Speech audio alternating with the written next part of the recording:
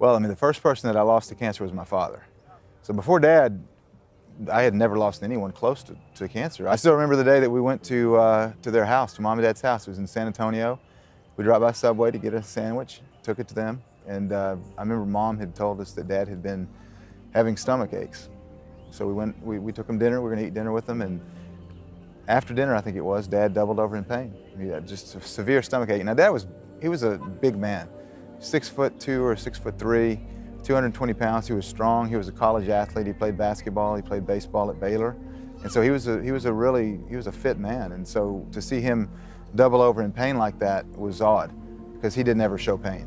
And so I knew it must be bad. It must be really bad for Dad to show pain like that. So I said, Dad, we need to take you to the hospital. And he said, okay. And so I knew something was really wrong at that point when he agreed to let us take him to the hospital, because he would never let us do that if he wasn't bad off. So we took him to the hospital, and the doctor said, well, it's probably gallstones. So we said, what should we do? He said, well, let's just go in, let's operate, take the gallstones out. So 5-6 hours later, the surgeon comes out and he's in tears. The surgeon said, he's so young, he's got cancer, it's all over his stomach.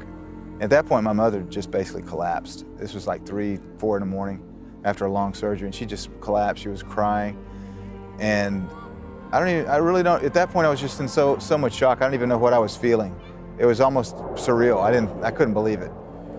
But they said, we need to take his stomach out.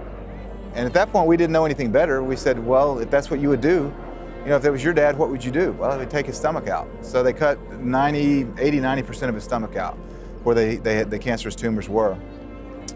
And over the course of the next 3 weeks, basically 25 days, he bled to death. He had 19 blood transfusions over the course of the next 25 days. And after 25 days, they said, there's nothing we can do. We can't stop him from bleeding. And he bled to death.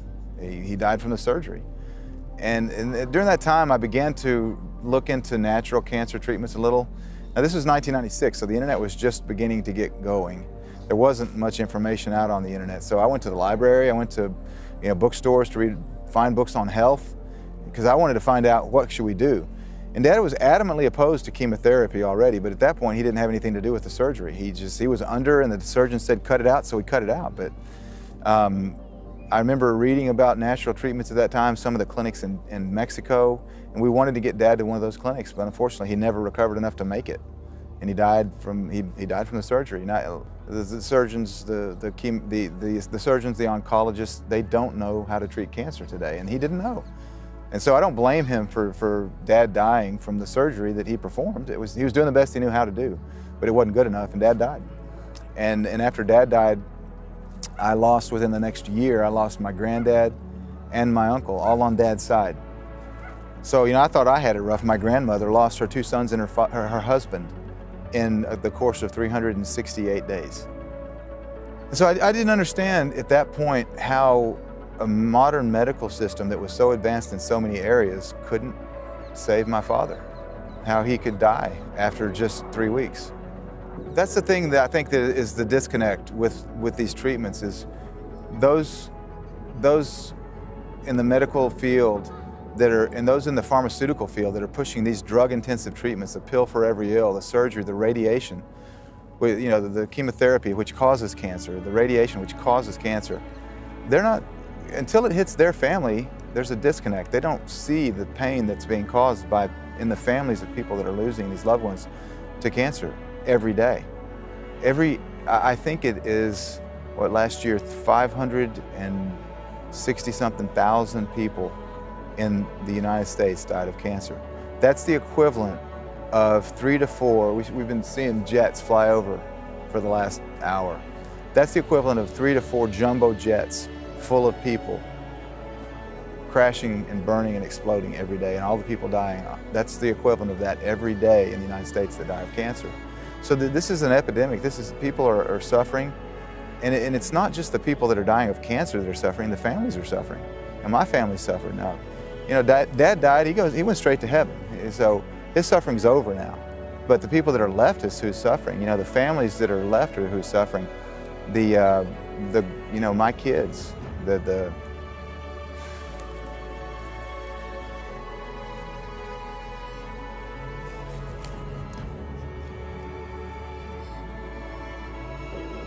My 4 kids, they never met their granddad.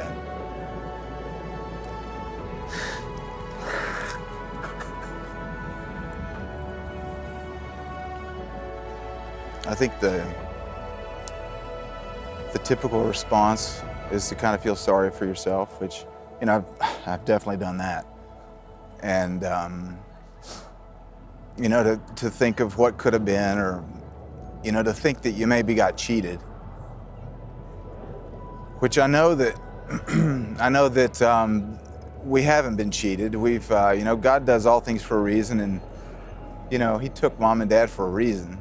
It's because of this, it's what we're doing now.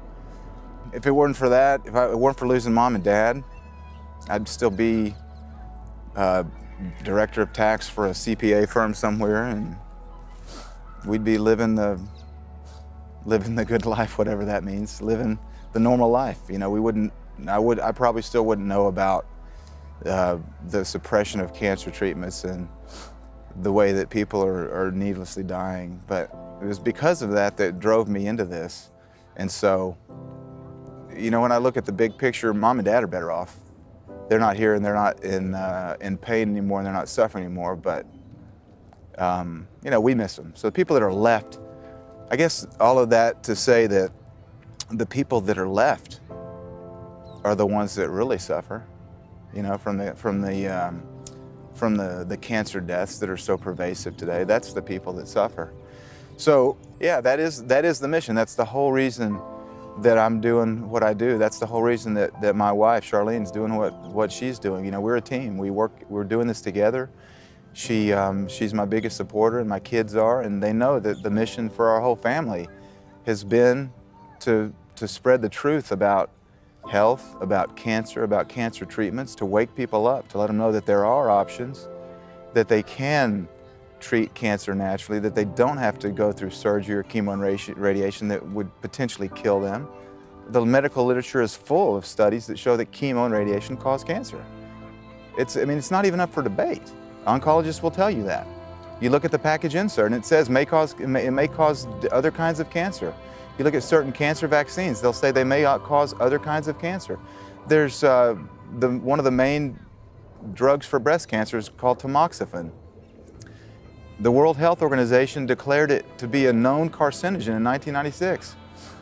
In other words, it's a class 1 carcinogen, which means it's a member of the most cancer-causing chemicals that is known to man, and we use it to treat breast cancer. It just makes no sense. So our mission is to spread the truth so people can be empowered with knowledge, and they can treat cancer more effectively than it's being treated, because it's not working. You may be here right now for a very important reason. Take that opportunity soberly and wholeheartedly, as what you know and what you don't know may threaten your life or the life of a loved one. As you are empowered with information and truth, you will be another voice to save countless lives that are counting on you educating yourself and standing up as a voice that will not be silenced and go quietly in the night. Our mission is to link arms with you and take the truth about cancer to the world to finally put an end to this pandemic, so not one more life is lost to this misunderstood disease.